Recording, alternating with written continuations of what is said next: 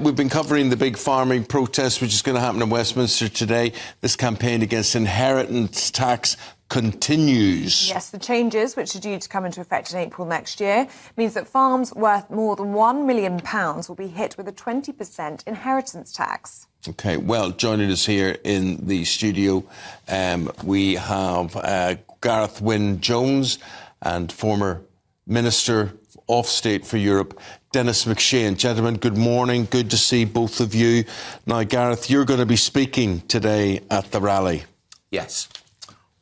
Yeah. And you've had a farm in the family for how many years? 375 years. Wow. Yeah. So this is life. This is just life. This is it. And inheritance is everything because you got to pass stuff down, haven't you? So my son's 26. My father's 88.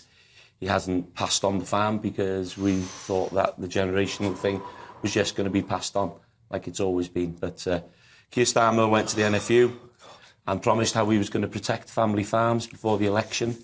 And then he comes out with the first budget with an absolute bombshell for the farming communities. And if people think that these farmers want to be in London today, think again. You've things to do. We want to be home, tending to our animals and making sure that we can feed you people in these big cities with affordable, healthy, nutritious food. Denis, the thing is, and we can debate this all we like, but the truth is, you, me, lots of us have forgotten the connection between food and farm and why farmers are there. We see food coming from packets, not from animals. Absolutely. I spent a fair bit of time and worked in France, and there farmers are part of the community. They're respected by supermarkets. They work with politicians. I was having a talk with Gareth. He's got a Labour MP. This is one of the interesting parts of all of this, that the National Farmers Union, to a large extent, was seen as a part of the Tory party. Perhaps it's just natural. And now we've got, lots and lots of MPs. I was talking to one yesterday. He's got an MP up in the Lake District. He's got 169 farms in his constituency, the biggest number of farms of any constituency. So Labour on a learning curve. What I would say is that as somebody who served on the Finance Committee of the House of Commons, which is what actually draws up the budget in detail, stop shouting about this. Distance yourself from the right. Don't let this become a Tory thing. Start talking to MPs. Now, a lot of things in this. I mean, if a couple can pass on 3 million, no death duties for 10 years. You just said your father, at a decent age, God bless him, hasn't passed it on. Well, I don't know who would advise, with all respect. I mean, I've got much more modest my little savings. I'm thinking now, how do I make sure that my children get that in a sensible way?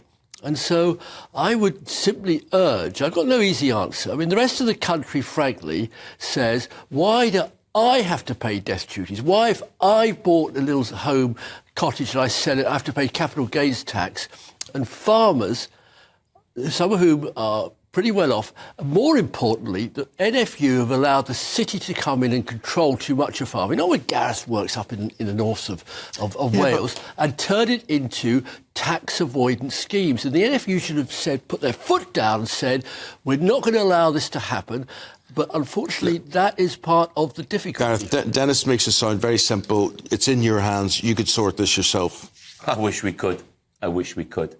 We just want a conversation with government, with the Treasury. Why aren't they having that conversation? We haven't heard anything. They've just locked that door in number 11. It's nobody wants to listen to what we're trying to tell them. Our job, honestly, it's on its knees, OK? We're out 7 days a week making sure we can produce food.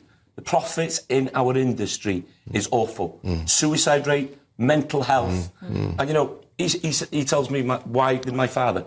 That is something that's been generational, You leave that as you leave the earth, and it was left then for the next generation. But, Gareth, why can't my grandchildren inherit my wealth? Why would they need to sell it off? Why don't they just leave it? It's in no one's interest to sell it off. Just keep it in the family. It's our working capital.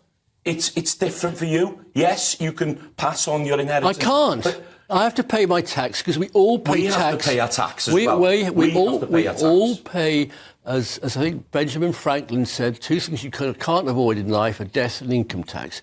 We have to pay our mite of inheritance tax to provide for the army, the police, the roads. How much of the country, what percentage of the country pay inheritance tax, do you know? What percentage? Yeah.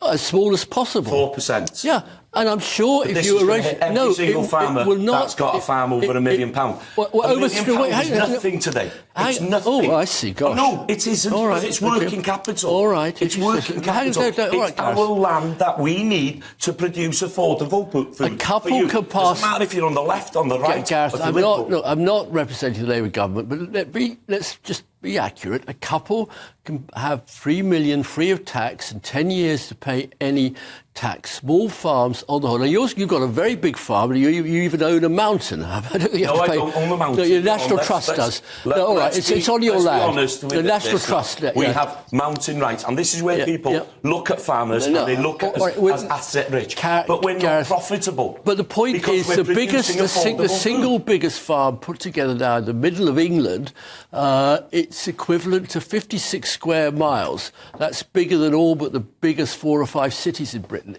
It's been put together to dodge taxes by foreigners. Now, you've got to tackle that. The NFU didn't. I'm sure, I completely agree with your passion. The Labour government has brought this on. Don't blame the NFU. Don't blame anybody. Keir Starmer promised he was going to protect family farms, and he's come in with a bombshell. All right. That's going to kill them. All right, Gareth. I heard that about fox hunting, that fox hunting would kill the countryside. And I remember the 400,000 people marching in Hyde Park 20-odd years ago. It didn't. Now, what we're doing, my thing, I'm very surprised nobody mentions this, in 2018, British farms received £4.7 million of taxpayers' money from Danes, Germans, French, Dutch, the rich Europeans, through the Common Agricultural Policy. The Tory government has slashed that to £3.7 million. You've had £1 million knocked off because the Tories imposed Brexit on us. Now, if you had a European approach, that would be cooperative. You'd get supermarkets to take more of your food. We might have more locally produced food, not all this industrially produced, highly processed salt and sugar food that leaves our poor people ill. This government now is giving away $560 million to countries abroad to produce sustainable food.